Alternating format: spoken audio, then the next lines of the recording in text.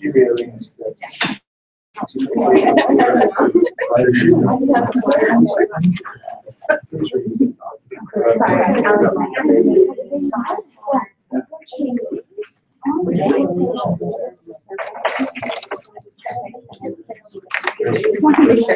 What about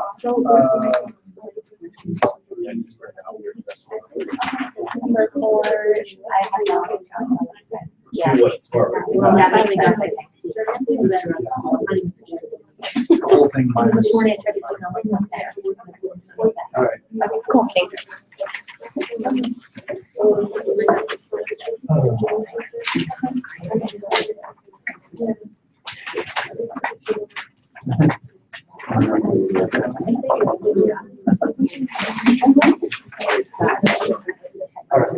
All right. What's your email again, Matt?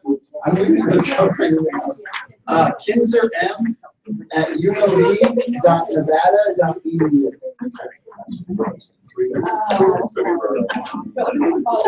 Yeah, because, I mean, we kind of talked about doing another homework, but we didn't cover anything on Saturday. And so I'm just gonna email them and say like, I don't think you should. That would be surprising. Yes, thank you. We should do what? Another homework. That's like, we should. No, because we're just turning in Are our you saying papers. class it on Friday? Maybe have homework. Yeah. Yeah, we're just doing our presentations and it's over. Well, the syllabus is what that. Yeah, it's probably like two But- homeworks and a test, I think. But I think it sounds like the replication, the replication of the housing paper that we did, I think was one of the homework. Oh, okay. Oh, Yeah, we did have a project. I sent another one. Yeah, which we're turning that into a history policy. So yeah, I'm just gonna like I'm gonna tell them that. I mean, because we didn't cover anything on Saturday, so. You covered some stuff on Friday that I don't. I feel like you guys didn't Oh, that one. you guys didn't finish cost functions, right? No, So I'm gonna be, we did some. yeah, I'm just gonna. I'm gonna Let's forget that. Are we gonna Let's need to forget know that that ever from happened. macro? Talk about on Friday. Macroeconomics was. Okay, so I think we're good. Matt, I just emailed you the homework because he said send our homework to Yeah, you. to me, yeah. Okay. Email it to me or hand it to me. I'll take it later in the week too. Okay.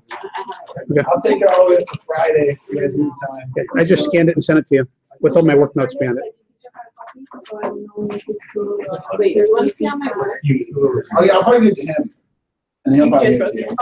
Okay. I was sucking up. There wasn't like much space, so. Okay. I think it's good. Right. So, would you guys rather discuss your paper, since that's Yeah. basically the biggest thing? Pretty much, yeah. Let's go over a couple generic things that people have been asking questions about. Mine would be HR stuff. You said my favorite Oh, should you be. want to take a picture of it? Yours is a linear Because your probability. face didn't look round. You're estimating whether or not people got fired, right? Or whether they left. Why? Oh, yeah. What increased the probability of leaving? Correct. Okay, so if you have a data set where you have words instead of numbers, or you have sometimes numbers that don't represent something that's an actual numeric value, but instead represent some sort of cardinal or ordinal values as rankings that aren't numeric, or we shouldn't actually do calculations on them, we can make binary variables and dummy variables.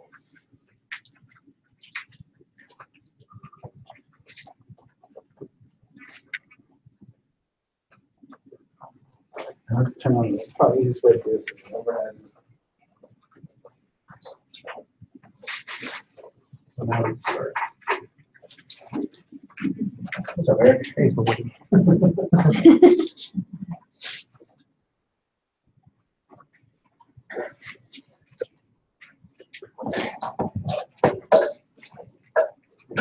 Is that the best way to refer to a variable in the paper, actually refer to it as a binary variable? If you have an indicator variable, this is variables that for you, One zeros, right? your social versus business, that's a 1-0.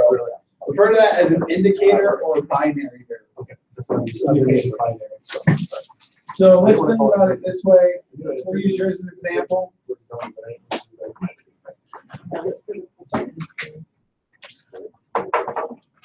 No, this would refer to any variable that can turn into a 1 or 0. So can't make it social business. Say, we're doing sales for a casino company in Las Vegas. And we're doing these group sales, and groups are either social groups or business groups. And so in our data set, what we end up with is a variable called group type. And it just says social business, social business, social business. What we need here is we need to choose social or business, make that our base case, and we need to focus on one of those two variables. What we're going to do here is we're going to pick business as our base case, and we're going to focus on social. So when we run a regression, we're going to include a variable for social that's going to be a 1, 0 variable based on whether a group type is social or not. And the way we interpret that variable, so we get this beta for social. And so our beta for social is positive, and it's equal to 3,000. And so we're estimating how much revenue a group generates when we book them. And if our beta for social is 3,000, then what we know, the way we interpret this variable is that if we book a social group instead of a business group, there's only two choices, social or business. If we book a social group over a business group, we're going to generate $3,000 in more revenue on average, holding all else equal. So if we have just two groups, social or business, we choose one, we make the binary, and then the way we interpret the beta is a comparison between those two groups. So social over business means a beta value increase in revenue, or beta value increase in revenue or Y variable. Is that beta value your mean? Or is that, what is that? The beta value is what you get from running the regression with social. So it's your coefficient for social.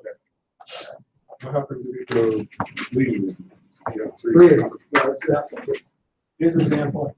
Let's just say that we have movie ratings.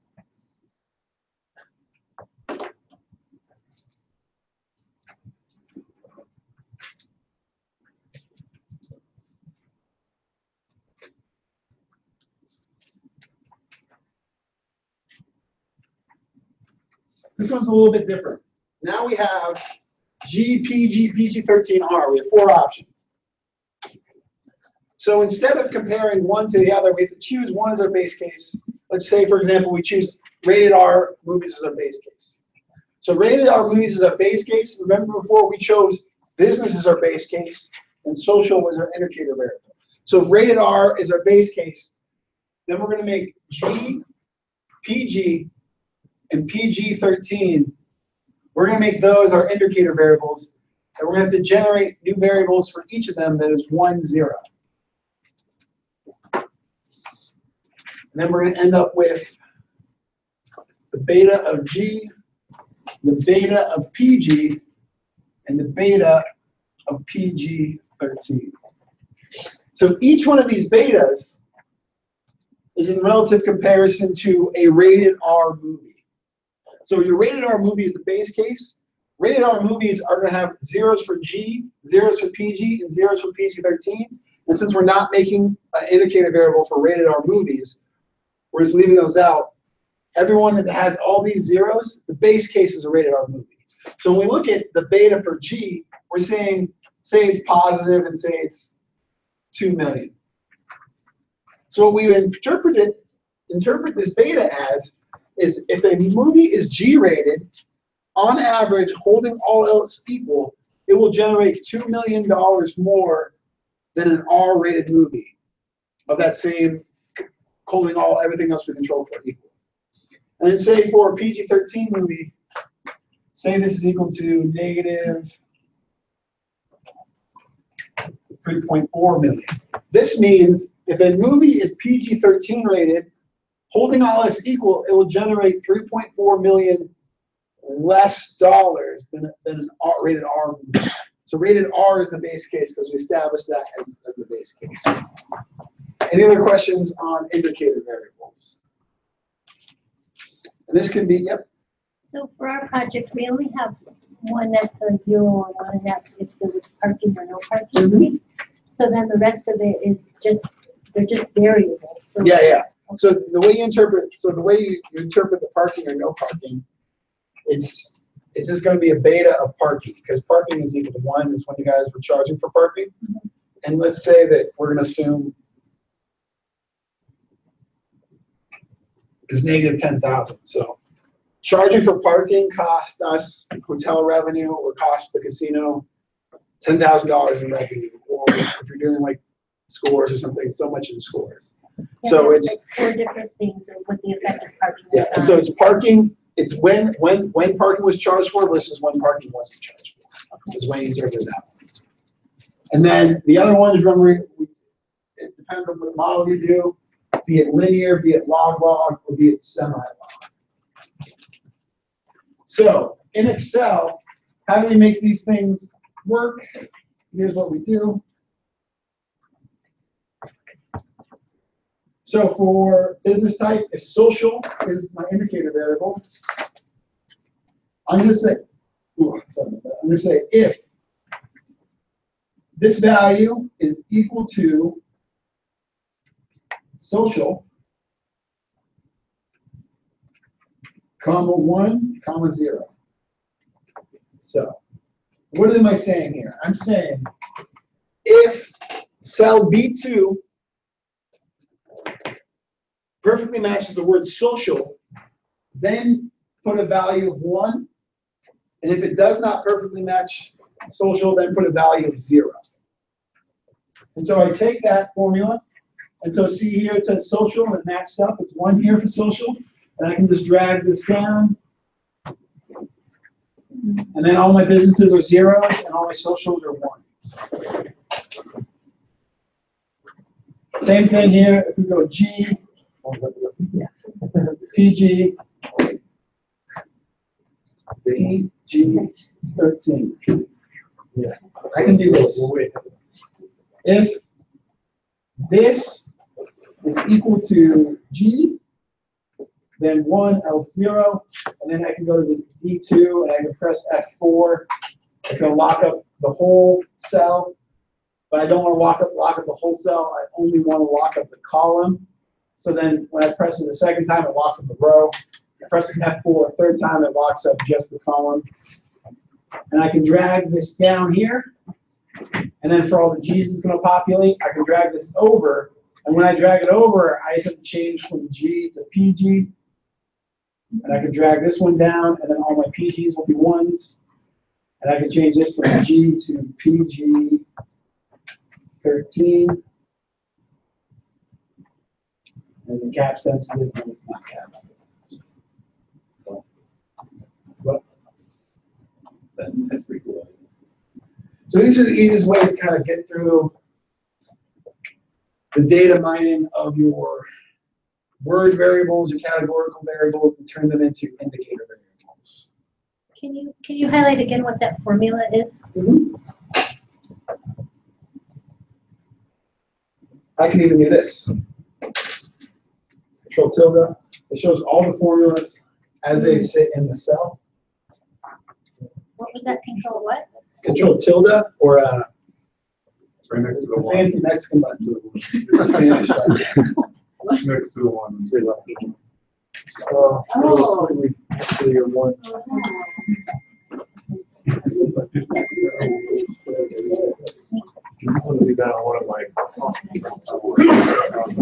Yeah, that can be helpful for a lot of things. If you have like a report at work where there's like broken things. People really like doing. How do you get rid of it? They turn it back on. Just you hit it again. So you control tilde again, and it goes back. That's when you try and original. bring this up different formulas. People like to do those. What are those big long, confusing? Macros. No, macros are a little different. I'm talking about view lookups. Oh, I love hate view those. lookups. I love those. Because you can just do a pivot table and it's like way more efficient and it updates better and they don't break. The only reason we look when you're looking for one value. People will build full reports off like multiple view lookups. I hate to look. And then like one will break and then like it's like a disease and you watch slowly spread throughout the rest. Okay. What other things do we think would be helpful to review as a group pertaining exclusively to our reports? For me, if we could meet, I just want to go through each type of graph again. Okay.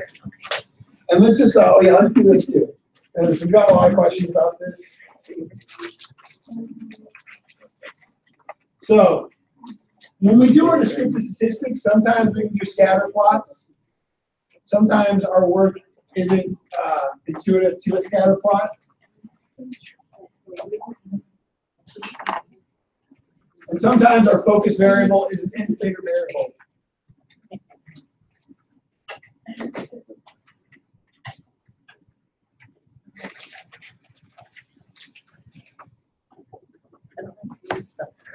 Okay, so if our focus variable is social versus business, and we're going to do some form of indicator variable, we can pull this into a pivot table. And we can say where our focus variable is group type. But, yep. You're going a little faster. Just wondering if you can slow it out or no. Okay, so you highlight all of your data. And then you say insert pivot table. I'm recording this one. Okay. So then you have a pivot table.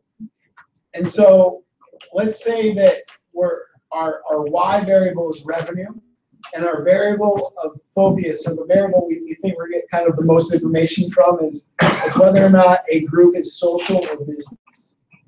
So if our revenue is or renew as I put it, if our revenue is our Y variable or dependent variable, we want to look at our averages across our two different groups.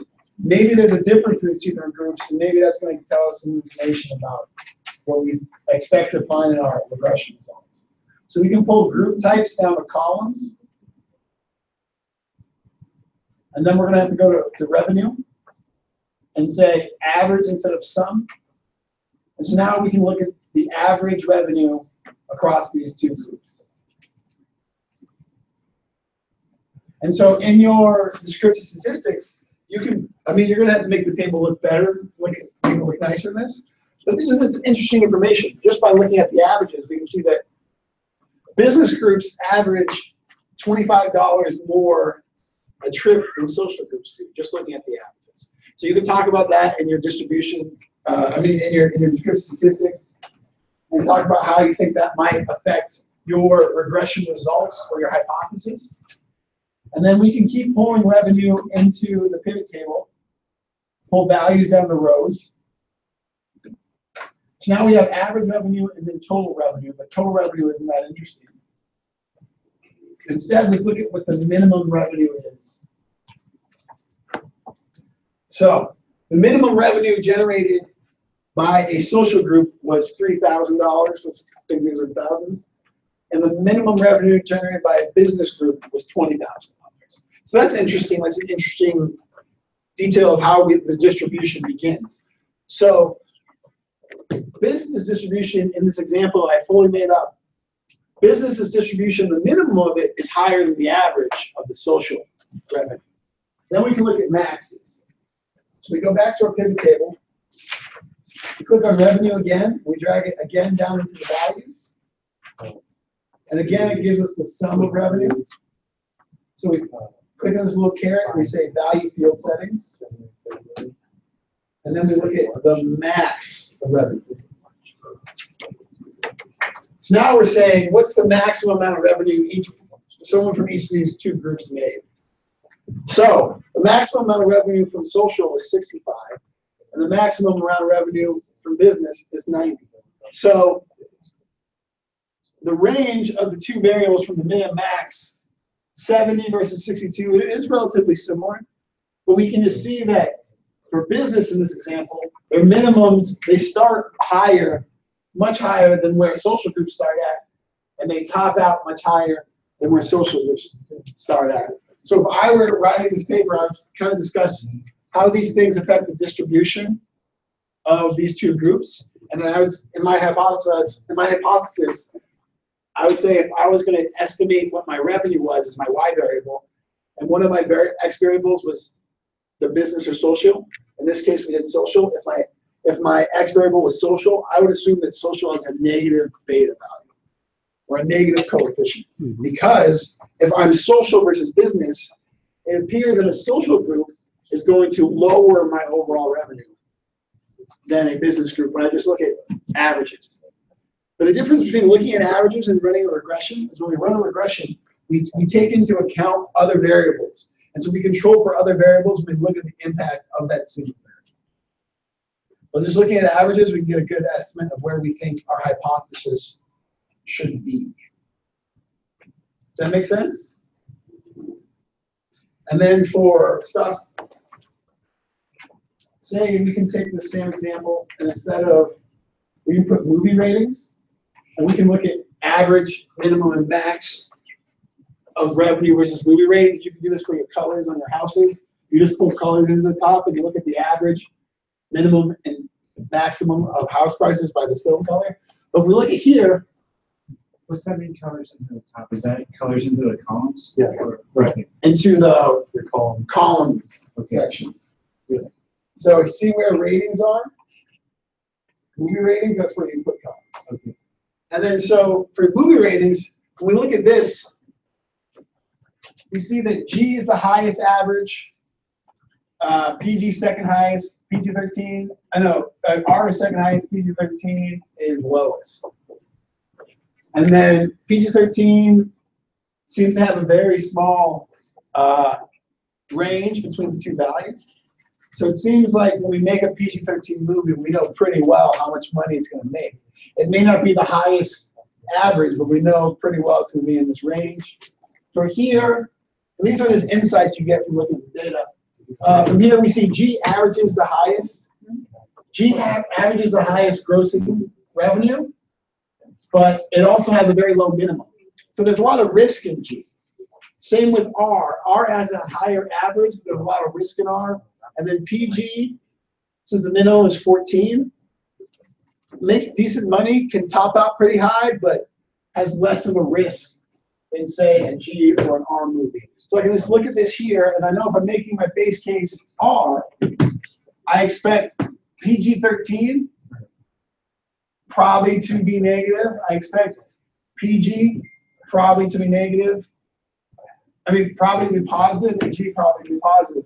But I'm not sure because I can see that there's lots of variability within G, PG, G, and PG. And so this is kind of what you do in your descriptive statistics. Kind of just look at what the overall makeup of your data set is. In your descriptive statistics, you could also talk about your standard deviation. The larger your standard deviation is relative to the mean of that value, the more variability there is in that variable. So that's a good check to do on descriptive statistics too. When you list your descriptive statistics, you look at a variable and say its standard deviation is 25 and its mean is 30. That's probably there's a lot of variation going on in that variable. And if there's a variable that the relative standard deviation to the mean is smaller, we can say that variable has less variations. This is all stuff that we're going to go over again, well more in depth during the stats course, but since the need is immediate. Do you know, are we going to have a paper to do, you think? Stats course probably not. Stats course is probably homeworks. Oh, darn, that's right. For all the papers that weren't possible. Oh, and stats. The stats, and it's the same guy I did last year. He's done a couple of years. He's a cool guy. Dr. Seal will give you homeworks. you will do the homework basically together.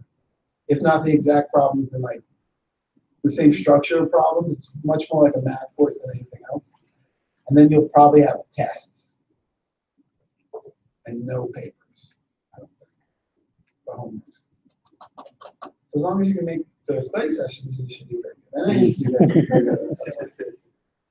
In the paper, when referring to the restricted statistics of binary variables, when it comes to min, max, and standard deviation, we just state that they lose their significance or their meaning. Oh no, for min max, it's just 1 0 is min max. It doesn't give you any help. It's not helpful. It's a 1 0 variable, so you know min max. What is kind of interesting about these binary 1 0 variables, though, we can look at this. So let's just say for a general population, if you run descriptive statistics on, say, just G, and we look at the average of a binary variable, G is a 1 0 variable. When we look at the average, we know that 33% of the population has a G rating. That's about the only thing you get out And that's about the only thing you get out of the descriptive statistics for a binary variable. because the standard deviation doesn't.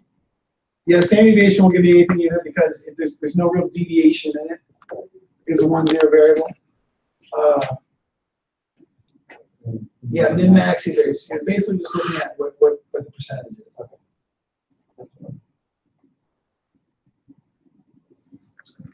And you can almost, when you're doing descriptive statistics, it's more interesting, like I said, to break out what your Y variable is over those two, or do something like that.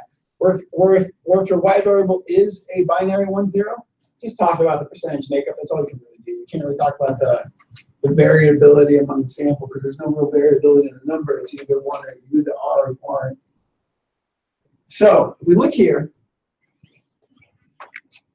average of PG 25.25. That means 25% of movies are rated PG, and 17% of movies are rated PG-13.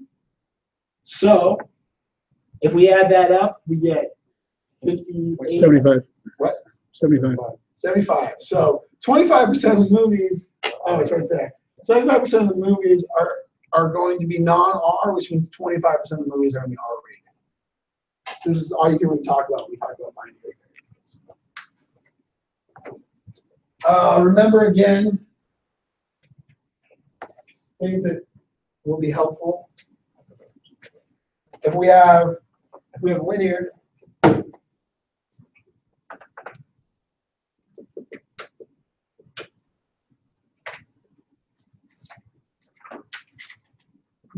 so a unit change in X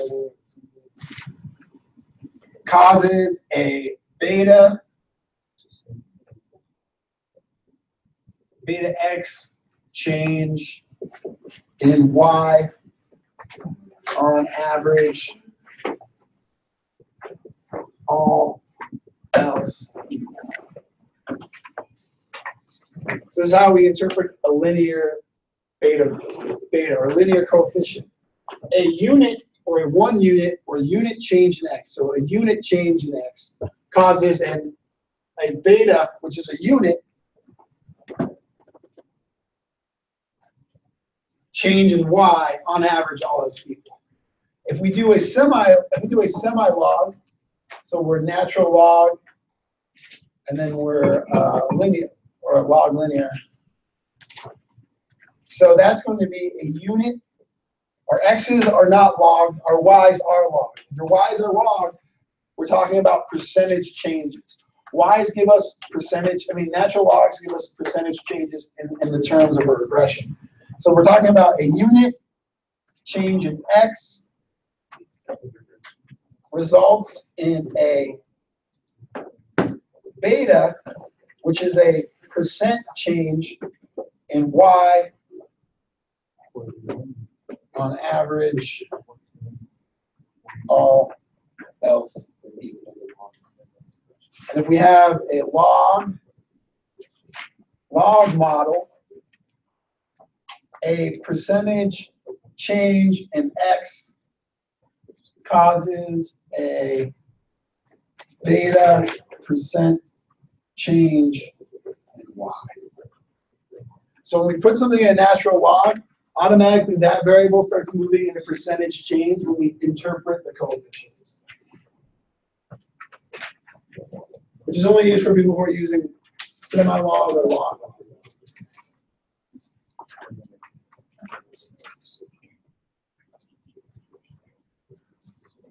Any other questions?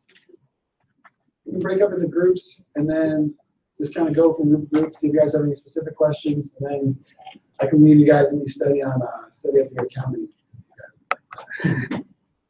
Yes. Do we not have them for the next set of classes? Because we don't need. What is the next set of classes? Accounting and organizational behavior. No. Right? No trip. I get paid again in October, November, so I assume I'll probably start teaching in September at some point, maybe late September. Yes. Can they hang out in the fall? Yeah. Oh, but we don't think it's a macro. It's gonna be pretty good. Macros. I remember macro being easy. I remember reading macro. Macros like it's tough. Preparation for the job market. I don't remember.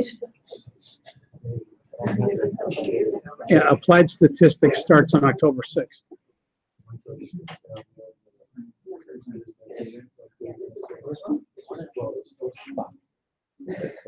Beta change and beta percentage change. And what does it say after that? Causes a beta percent change in Y. In Y. Yeah.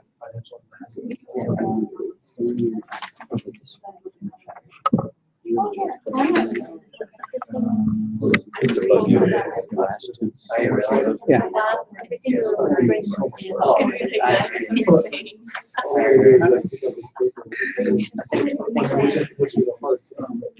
Ten and 11. Okay, so I'll say this.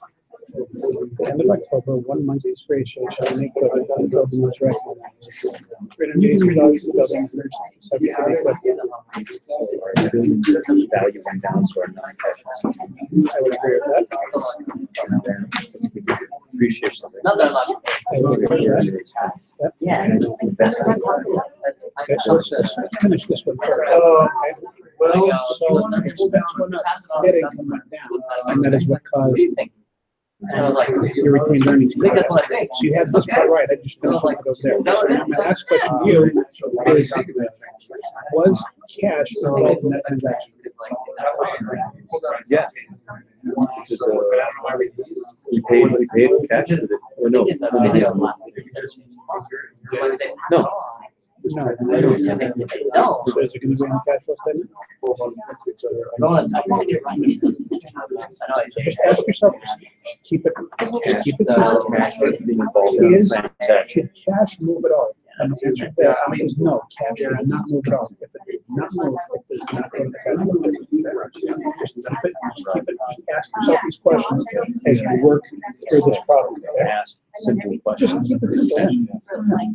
Or just expense of notice more than doing payments. This is definitely cash. I would agree. Yep. Yeah. And again, this was all on interest expense, therefore it's strictly an expense. It does not change, right? Yeah, didn't make any principal payments, only paid interest. This was an interest only payment. This was a depreciation, therefore this went down.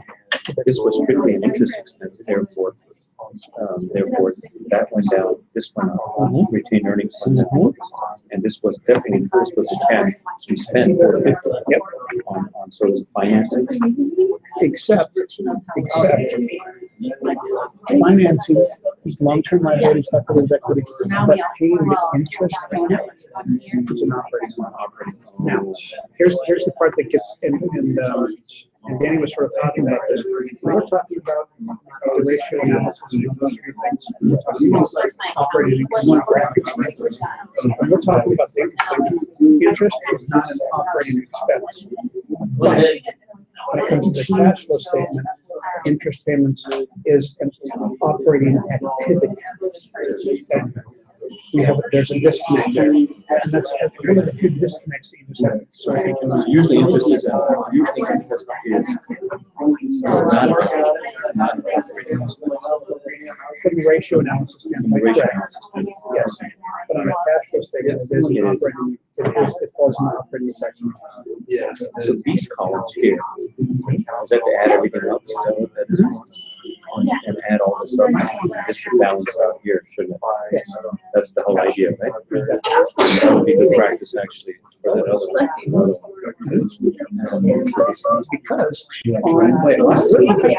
That's your daughter? So one, we're talking about the negative, the change.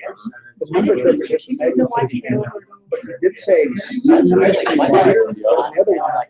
Halloween party is gonna make us do our. And if he said, I'm warning you right now, she gets me $20 because of that. So yeah, the end game is to have those numbers.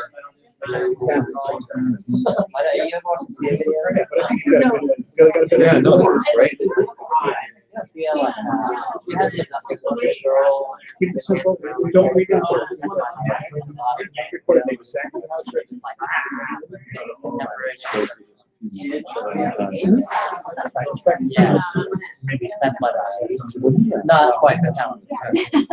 Like if you took all the training away. He mentioned a few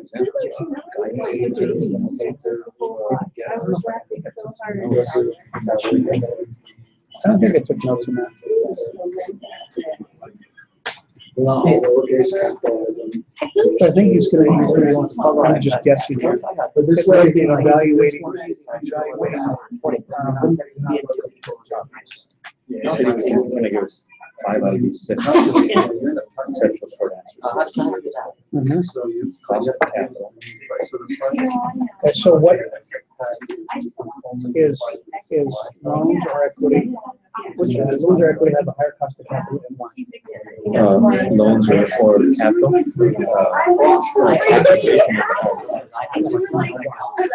Because first of all, loans, interest is That is the answer. so, loan, Okay. And I was like, The interest on loans. are you telling is it? Yeah. Oh, That's like, kind of- you can tell them. It's those types of questions. You Yeah. ask a question about it and then ask me why. You use it as a way of. No. Yeah, that's 6 already. I thought,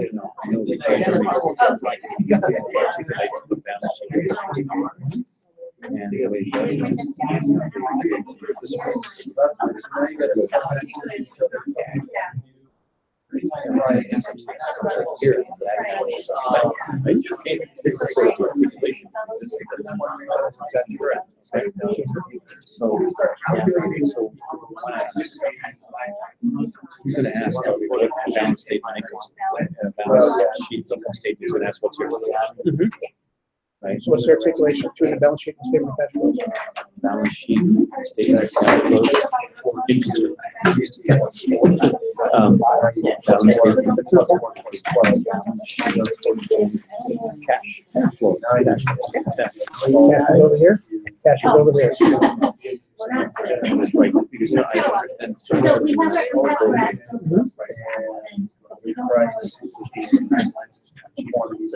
we don't know if we have enough data.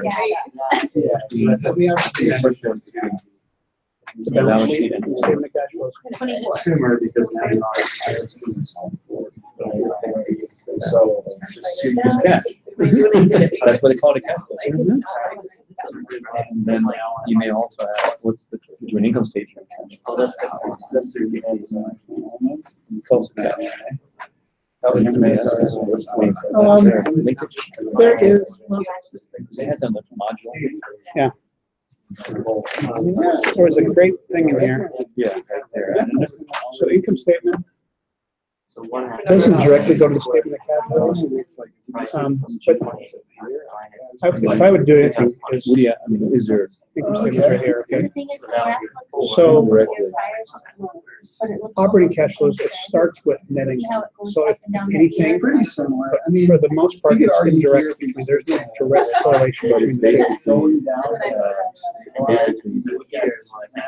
Net earnings are eventually, it's not a number that exactly comes down. It's just a function. Although we haven't put this together, it did start with, I might have to change And let's just that. maybe the cash flow statement, the very first line was net income.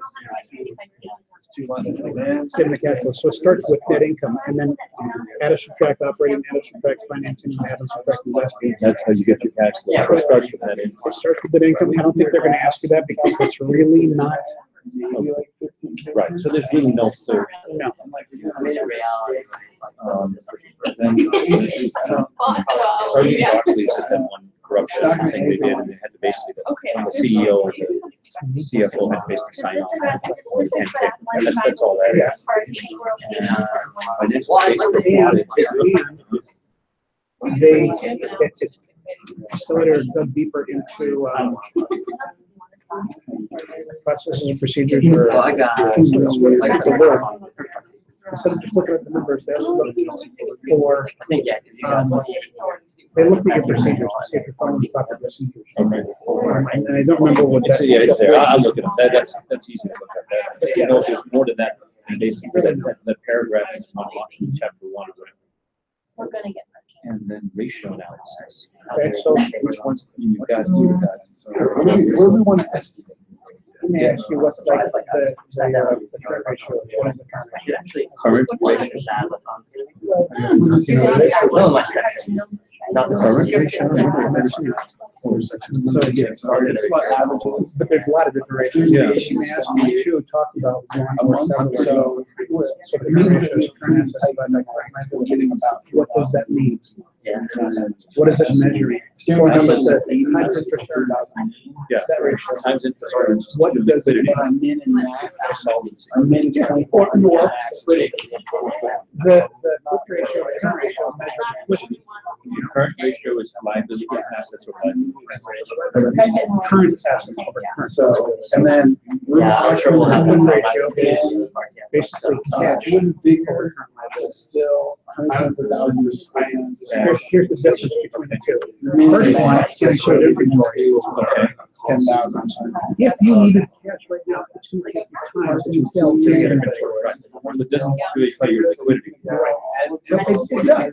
But not as quick. That's why they call it quick ratio. This is cash market, various things you can get your hand, you can turn this stuff into So cash valet volume, relatively quick. 50,000 cars, 480 is. But it was gonna ask you some of those. Actually, some young ones, but it's not too much. Maybe they just, have you talked about a couple that, you know, or when they ask you some of these, what do they need? So your current ratio, your quick ratio is obviously more liquid. It's not because he's saying it's frustrating. Liquidity. Yeah, because they're not really cash. I handed something. Yeah, it's also called that. There's certain things that I'm just gonna. Then you have I like my times work interest. And we just look at that, how they all are. It's basically how much, Net income before interest and taxes. So that's. yeah, This is all the standard deviation. of- before interest. Divided by interest expense. What does that tell you? Yep, say what? Yeah, expense. Or she'll say like add this in, and I'm like. You know, Ability to service debt. With I love that operating, you abbreviation. don't have to borrow more Okay. or sell. Always the credibility. I think Apple's number was like. some- 99 and 43. Some huge number. So clearly, they have $99 of operating income to service $1 of debt expense. Clearly, we don't have a whole lot of cost for this. Wins was like 1.54. So they basically have $1 of net income. They have $1.5 of $4 of net income to service every dollar of debt. So 4 times interest ratio.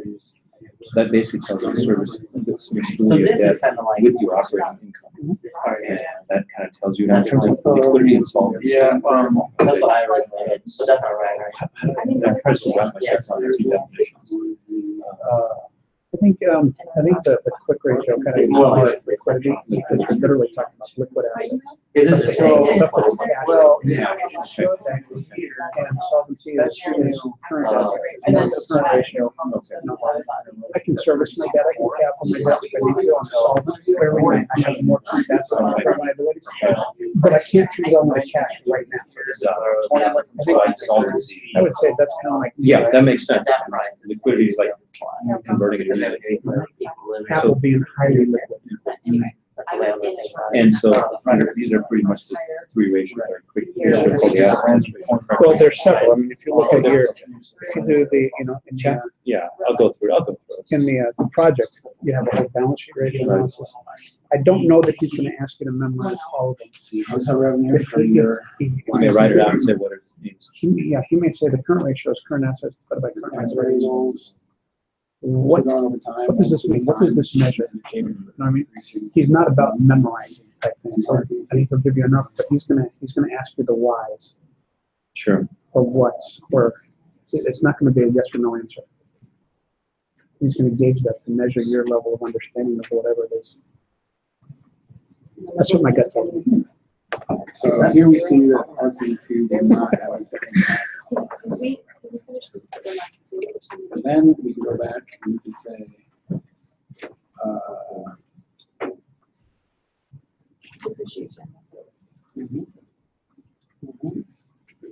so total revenue, we don't want to do entire revenue anymore, I'm gonna do. that one. And then valet volume just have an impact on the trend.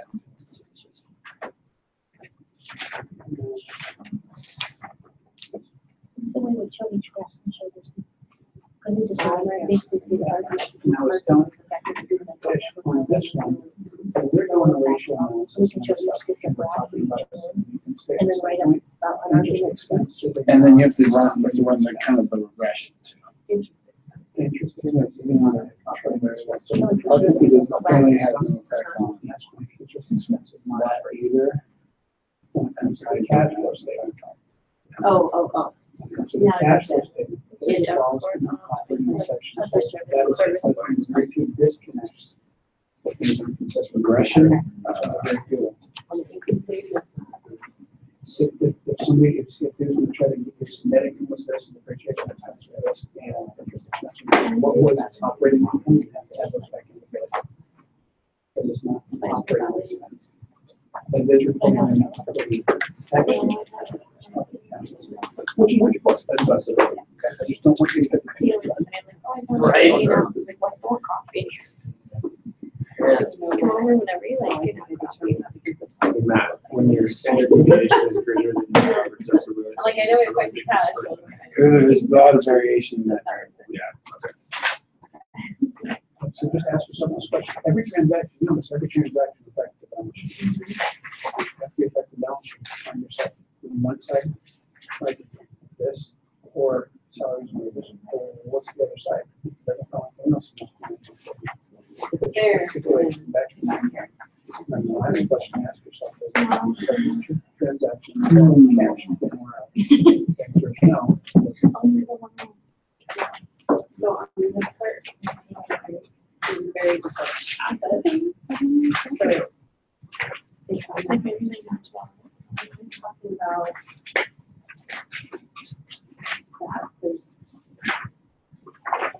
about that there's.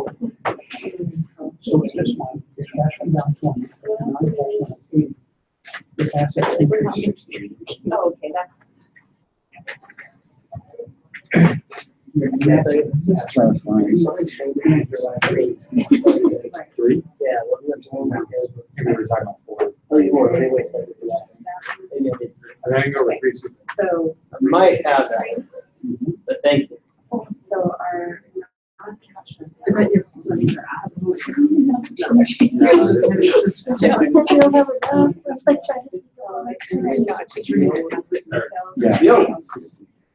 Yeah. Yeah. Right, Don't touch well, it. I mean, I scan it, basically. Did you? Oh, thanks for waiting. It's not hard, right? That was tense. These when you come to me, so that's a problem. Is it? Yeah, quick questions for the- Actually, I don't know. The parts I went through. Yeah. It's really hard going into that. There was a time I was at a point, And you know what was crazy? now I can shoot anywhere from 9 to 5. And that's what I do.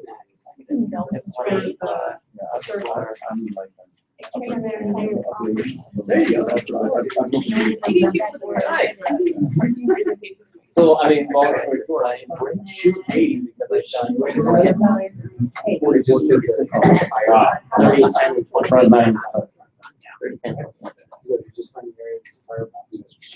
28, 16.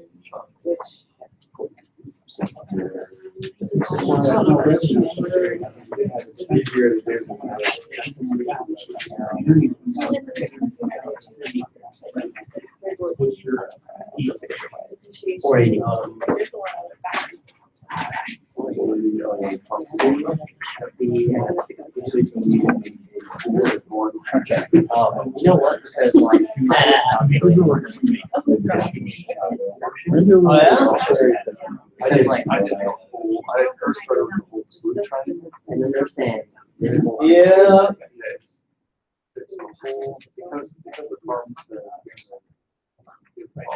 Yeah.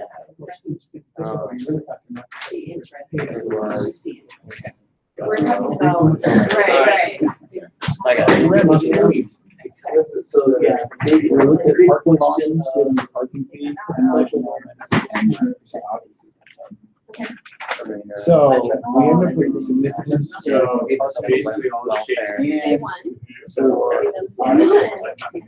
And So occupancy volume is positive.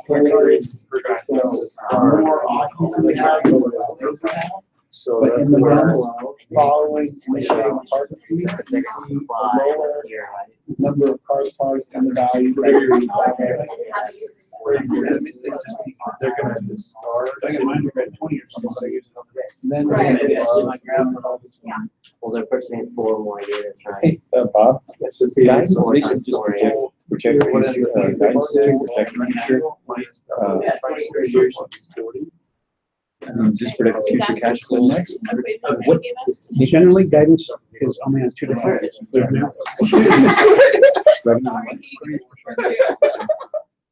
Generally speaking. prediction on revenues and EPS. And for the quarter or for the rest of the year. And that's really it. We usually don't go too far beyond that. Outside of the generally speaking, guidance is talking about where we Because want it's revenues to be. Yeah, or it's expenses. That's pretty much Because what I we look at predict. this and I'm like, wait a second. Whole financial statements audit. Hotel revenue. Yeah, it's about that. What's the purpose of an audit? Financial audit, But the first thing is. basically to make sure that everybody, the company's compliant. To the board of directors and to the CEO and to the stockholders. Ultimately, Ultimately, the stockholders. ultimately, the stockholders. We can talk about it. I should Parking put may not be the owner or anybody's one. They're the owners. Shareholders, and We're increasing, we're Lenders. changing our voting. these are the ones that are really your We're in pretty competitive markets, so And then what you want them to do is issue money with unqualified. Well, I just. and then the last thing that we do here. Which 99% of the quality. Publicly traded, they're all gonna be, it's like pretty much 100%. The last one, now.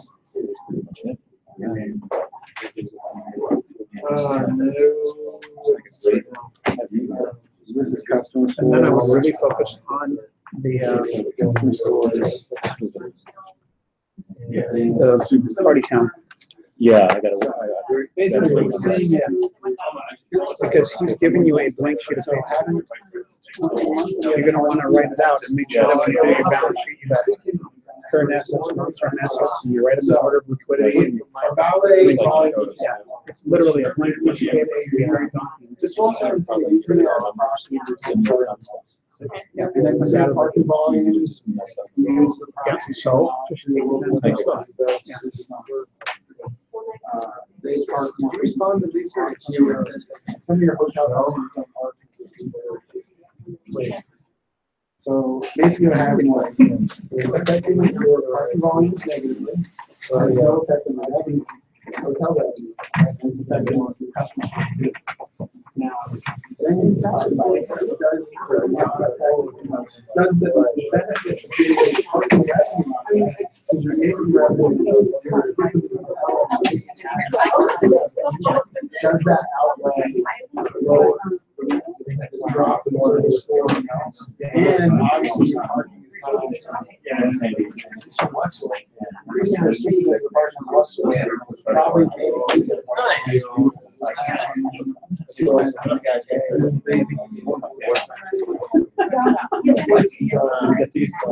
You did it wrong.